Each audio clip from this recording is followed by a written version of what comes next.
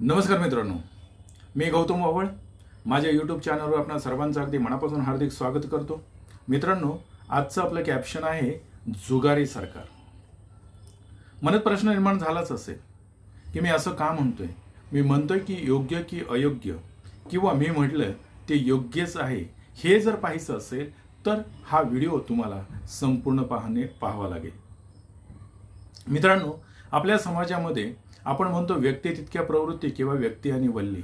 म्हणजे समाजामध्ये असलेल्या प्रत्येक माणसाचा छंद वेगळा असतो, नाद वेगळा असतो, आवड वेगळी असते. त्याचप्रमाणे त्याचे विचार सुद्धा वेगळे असतात.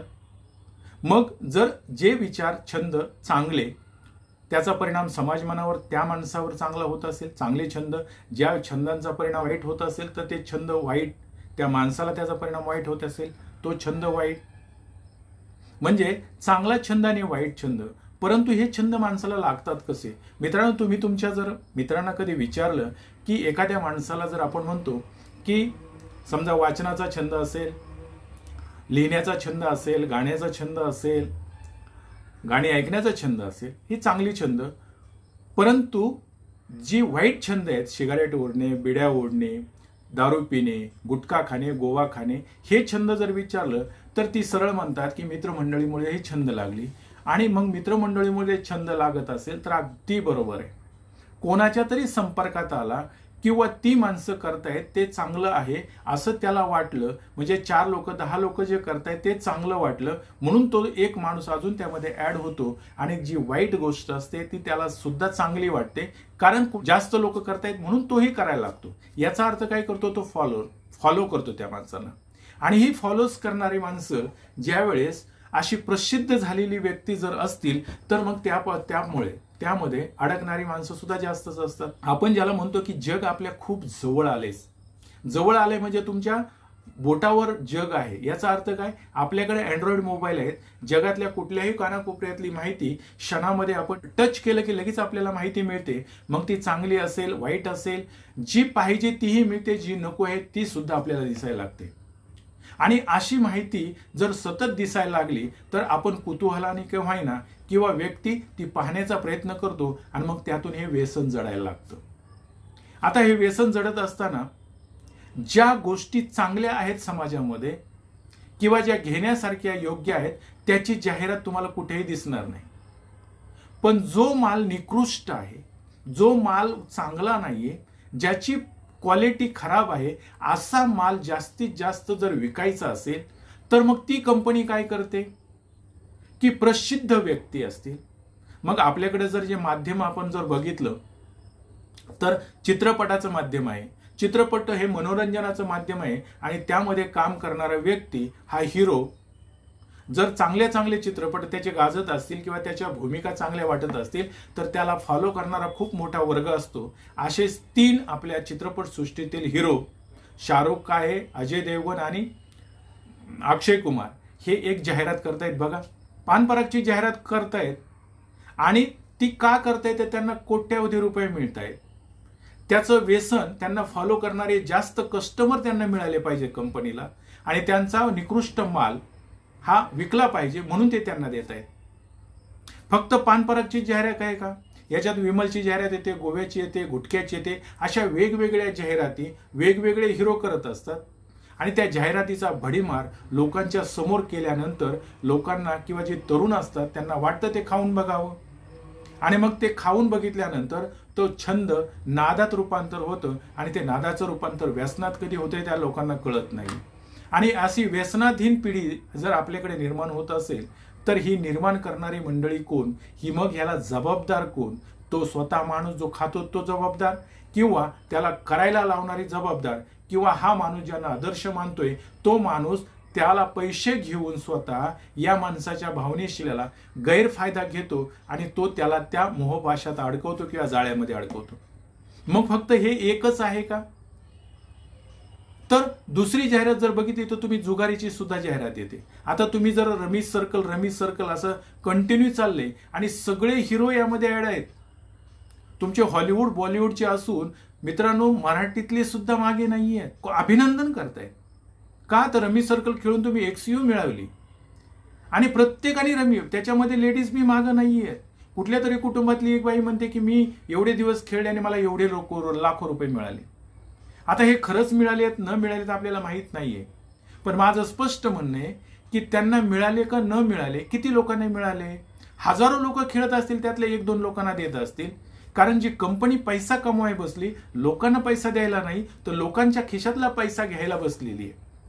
आणि ती ह्या हिरोलाही जाहिरातीला पैसे देते, त्या जाहिरातीला वाल्याला पैसे द्यायचे आणि त्यांच्या प्रॉडक्टमध्ये काम करणारे त्यांनाही पैसे द्यायचे. कुठून पैसे काढणार आहे तर लोकांच्या किंवा समाजाच्या व्यक्तींच्या खिशातून हे पैसे बाहेर काढणार आहे. आणि मग हा निकृष्ट प्रतीचा माल उत्कृष्ट म्हणून विकायला चालू करतायत आणि ही हिरो मंडळी असतील त्याच्यामध्ये त्यांचा सहभाग आहे. आता हे एवढंच होतंय का फक्त? तर याला मग माझं असं मत आहे की याला परमिशन कोण देते? याला परमिशन देणारी लोक सुद्धा तेवढीच जबाबदार असतील ना. म्हणजे जर कंपनीमध्ये हा प्रॉडक्ट तयार होतो तर या कंपनीमधला प्रॉडक्ट तयार व्हायला ज्या कंपनीला परमिशन दिली जाते ती सुद्धा लोक तेवढीच जबाबदार आहेत. आणि मग ही कंपनीला परमिशन कोण देतं तर सरकार कंपनीला परमिशन देतं. आणि मित्रांनो, तुम्ही जर बघितलं असेल तर सरकारला आपण म्हटलं तर सरकार असं म्हणेल की 2012 पासूनच गोवा गुटखा सगळ्यावर बंदी केलेली आहे आपण. आणि मग जर गोवा गुटख्यावर बंदी असेल आणि मार्केटमध्ये जर तुम्ही गेले तर रस्त्याने ज्या पान टपऱ्या छोटे छोटे दुकानं असतात याच्यामध्ये तर सरळ पान पराग मिळतो, तुमचा पान गुटखा मिळतो, गोवा मिळतो, काय विमल असतं, ते सर्व काही अवेलेबल आहे. म्हणजे सरकारने एका बाजूला बंदी केली आणि सगळा प्रॉडक्ट जर मिळत असेल मार्केटमध्ये, मग सरकार म्हणतंय ते खरं आहे का? आणि सरकारला जर खरंच बंदी करायची असेल तर सरकारला तर याच्या विक्रीवर 28% टॅक्स मिळतोय. मग एवढा टॅक्स बुडवायला हे सरकार तयार आहे का?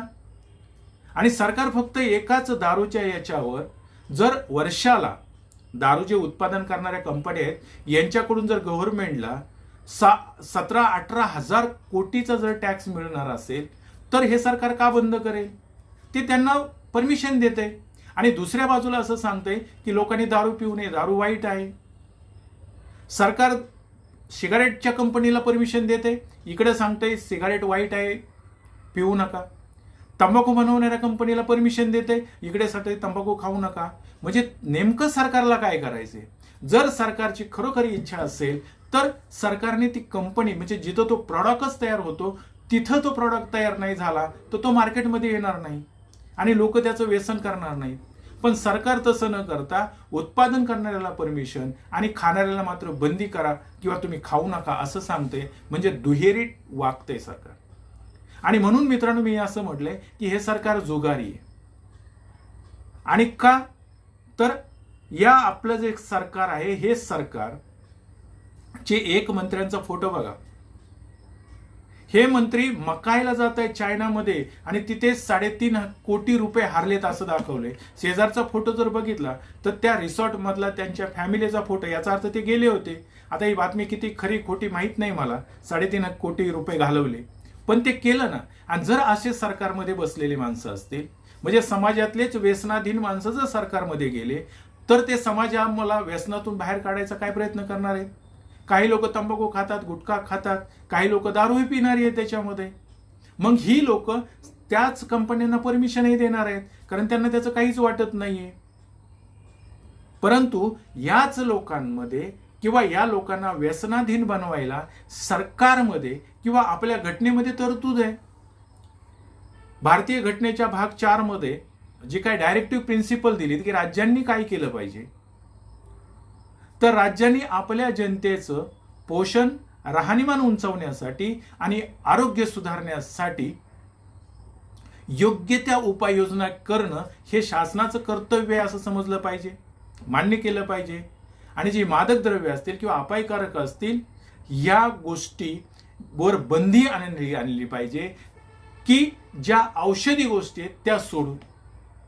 पण हे डायरेक्टिव्ह प्रिन्सिपल जे आहेत याचा सरकार वापर करते का? आणि जर सरकार वापर करत असेल, सरकार म्हणते की आम्ही 12लाच बंदी आणली, तर मग मार्केटमध्ये ह्या गोष्टी कशा मिळत आहेत सगळ्या? म्हणजे सरकार दुट्टप्पीपणा करते का? आणि इकडे जर बघितलं तर मित्रांनो त्याचे फोटो बघा. त्या माणसांना जे कॅन्सर होत आहेत तोंडाचा कॅन्सर होतोय, फुफ्साचा कॅन्सर होतोय, आणि अशी तरुण पिढी जर त्याच्यामध्ये जास्त अडकणार असेल तर मग या तरुण पिढीचं भवितव्य काय? आणि आपण तर म्हणतो की तरुण पिढी ही देशाचं भवितव्य असते. एक महाराज काय म्हणतायत ऐका, त्यांचं नाव प्रेमानंदजी आहे. विद्यार्थी जिनको ब्रह्मचर्य से पुष्ट होना चाहिए वो ब्रह्मचर्य नष्ट कर रहे हैं. ये बड़ा चिंता का विषय है. हमारे देश के लिए जो जवान चाहिए, हमारे देश के लिए जो भक्ति चाहिए, उसमें बुद्धि और शरीर बल दोनों होना चाहिए. शरीर बल क्षीण हो रहा है क्योंकि व्यभिचार प्रवृत्ति में बहुत कमजोर अवस्था में, जैसे गेहूं की फसल है और गलेथ में काट ली जाए तो न दाना मिलेगा न सही भूस मिलेगा, ऐसे ही 20 वर्ष की अवस्था तक ब्रह्मचर्य नष्ट कर दिया जाए तो वो गृहस्थ के योग्य में नहीं रह सकता. राष्ट्र सेवा की क्या बात है.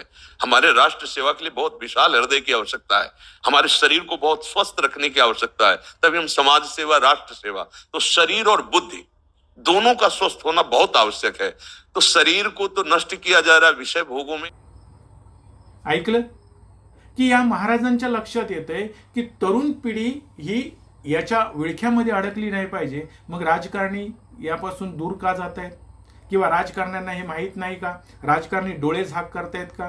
आणि जर मग दारू पिणाऱ्याला माणूस आपण पेताड म्हणत असू, दारू पिणाऱ्याला माणूस आपण बेवडा म्हणत असू, तर सरकारने कंट्रोल ठेवायला पाहिजे. पण सरकार जर त्याच कंपन्यांना परमिशन देत असेल, उत्पादन वाढवण्यासाठी त्यांना परमिशन देत असेल, महसूल वाढवण्यासाठी त्यांना परमिशन देत असेल, तर हे सरकारला सुद्धा आपण बेवडं म्हणलं पाहिजे, पेताड म्हणलं पाहिजे.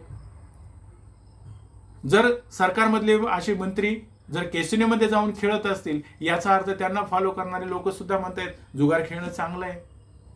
ते 3.5 कोटी घालवतात, हे 3.5, 35,000, 10,000, 5,000, 2,000 घालवायला काय हरकत आहे? म्हणजे अयोग्य गोष्टीला योग्य बनवणारी ही मंडळी. मग अशा मंडळींना किंवा जे जाहिरात करणाऱ्या मंडळींना, जे लोकांच्या किंवा त्यांना फॉलोज करणाऱ्या माणसांच्या भावनेशी खेळतायत, त्यांच्या सद्गुणाशी हे लोक खेळतायत आणि त्यांना व्यसनाधीनतेकडे किंवा व्यसनाकडे वळण्याचा प्रयत्न करतायत. अशा माणसांना व्यसनाधीन म्हणावं तर काय म्हणावं?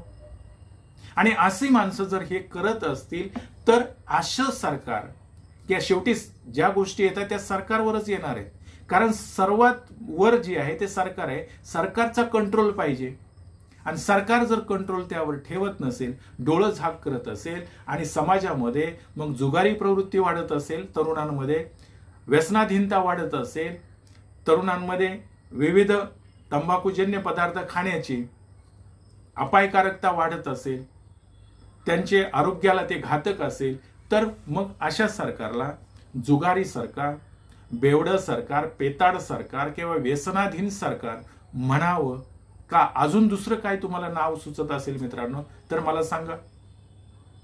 एक उदाहरण म्हणून सांगतोय की 2004 साली पवार साहेबांचा कॅन्सर झाला पवार साहेबांच्या तोंडाला. तर तुम्ही आता त्या फोटोमध्ये बघा त्यांच्या चेहऱ्याला कसं होतंय ते. हेच त्यांची विल पॉवर चांगली म्हणून ते अजूनही टिकून आहेत. परंतु ज्या माणसांकडे पैसे नसतील ट्रीटमेंटला, त्या माणसांचं काय होईल? आणि असे जर ही घातक विषारी द्रव्य सरकार उत्पादन करत असेल, त्याकडे सरकारचं लक्ष नसेल, तर सरकारला नेमकं काय म्हणावं? जुगारी म्हणावं, पेताड म्हणावं किंवा व्यसनाधीन म्हणावं? आणि मित्रांनो, या व्यसनामुळे हा जो तंबाखूचा प्रकार आहे ना, जे बाय प्रॉडक्ट सगळे बनवले जात आहेत, या बाय प्रॉडक्ट मध्ये तंबाखू हा मुख्य घटक असतो. त्यामधला निकोटीन हा घातक असतो आणि तो निकोटीनमुळे माणसांना हे वेगवेगळे आजार होत आहेत. आणि ह्याच व्यसनांमुळे जी मंडळी व्यसन करतायत त्याच्यामध्ये तर तुम्हाला सांगतो की 20 पैकी 5 जोडप्यांना अपत्यच होत नाहीयेत. जो पुरुष प्रजनन क्षमता गमावून बसतोय. आणि जर असं होणार असेल तर पुढचं भवितव्य काय? आणि मग हे भवितव्य जर सांभाळायचं सरकारला कळत नसेल तर सरकार हे धुंद आहे का? सरकार हे धुंदीत आहे का? असंही म्हणावं लागेल.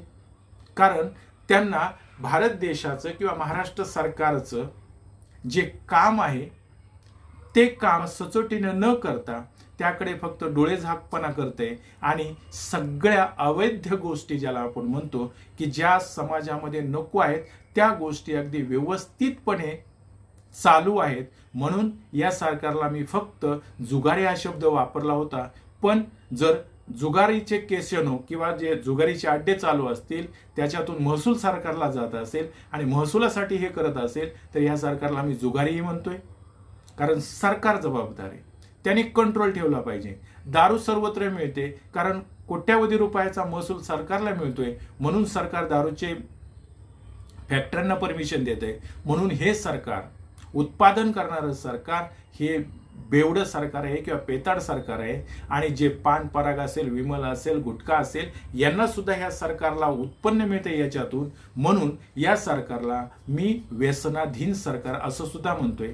मित्रांनो, तुम्ही या माझ्या मताशी जर सहमत असाल तर हा व्हिडिओ नक्की लाईक, शेअर, सबस्क्राईब करा. एवढं बोलतो आणि थांबतो. धन्यवाद.